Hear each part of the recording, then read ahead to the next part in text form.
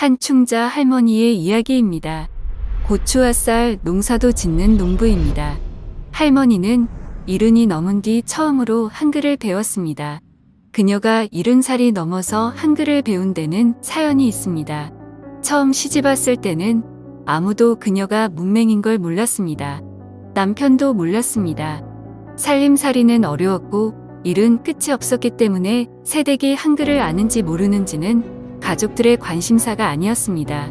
그런데 뜻밖의 일로 그녀가 문맹이란 게 밝혀집니다. 남편은 결혼하고 나서 군대에 갔습니다.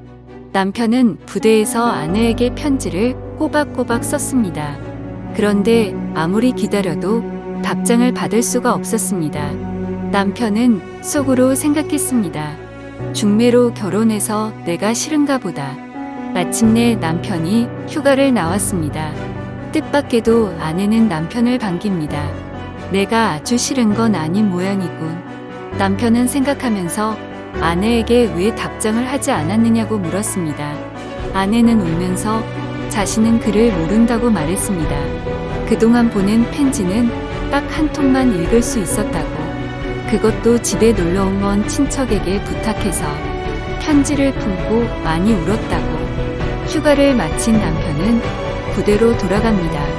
그런데 부대에 돌아가 또 편지를 씁니다.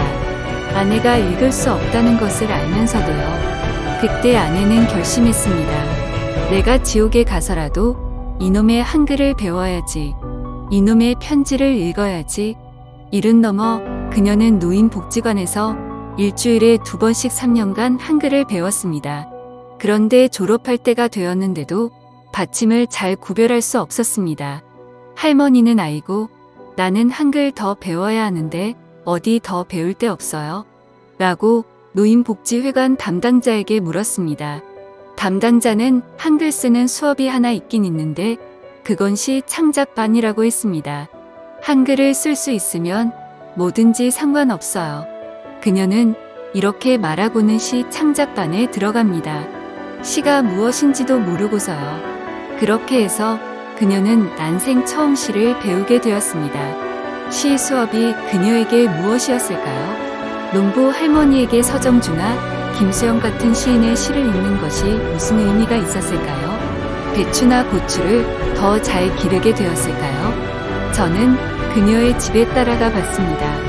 100살이 넘은 시어머니를 모시고 사는 80이 넘은 할머니가 전기세를 아끼라는 시어머니 몰래 밤마다 불을 켜고 돋보기 안경을 끼고 시를 쓰고 그 시를 큰 소리로 읽는 것을 누가 상상이나 할 수 있겠습니까?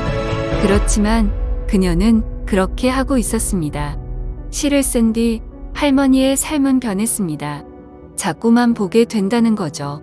나뭇잎 하나라도 자꾸만 들춰보게 된다는 거죠.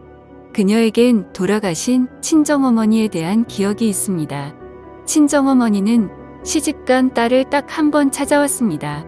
친정어머니는 딸의 시댁 식구가 어려워서 방 안에 들어가지도 못하고 마당에 서서 외손자만 안고 있다가 딸이 옆집서 얻어온 국수 한 그릇 후루룩 서서 드시고는 집으로 돌아갔습니다. 그리고 이내 돌아가셨습니다.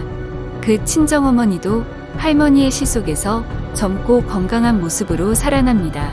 젊은 어머니는 머리에 광주리를 이고 아지랑이 낀 길을 걸어가지요. 한충자 할머니는 자신을 무식한 시인이라고 부릅니다. 무식하다는 것은 뭘까? 배운다는 것은 뭘까? 아무런 대가도 바라지 않고 노력하는 한충자 할머니를 보면서 배움이란 무엇인가에 대해 다시 생각했습니다. 이 글을 쓰는 지금도 할머니의 작은 눈과 아기별 같은 눈빛이 생각납니다. 그녀는 들판에 핀 한 송이 작은 꽃처럼 웃었지요. 그런 때 한충자 할머니에게는 한글을 배우면 가장 먼저 써보고 싶었던 단어 하나가 있었습니다. 그 글자는 자그마치 50년 동안 써보고 싶었던 것이었습니다. 그녀는 50년 만에 남편에게 답장을 썼습니다. 당신을 사랑합니다. 내가 한글을 읽지 못한다는 것을 알면서도 계속 편지를 보낸 당신. 한충자 할머니는 할 수 없어요. 로 이어지다 마침내 할 수 있어요. 로 끝나는 세계를 보여줍니다. 매일 밤 흐릿한 불빛 아래서 한 인간이 할 수 없다. 할 수 없다. 하다가 할 수 있다. 라고 어느 순간 아무도 모르는 희열을 느끼는 겁니다. 그런 후에 불을 끄고 곤히 잡니다. 아, 할머니는 자면서도 얼마나 기뻤을까요? 한충자 할머니도 19세기의 한 우편배달부 농부처럼 사는 동안 영원히 지속될 기쁨을 만들어내는데 능력을 발휘했습니다.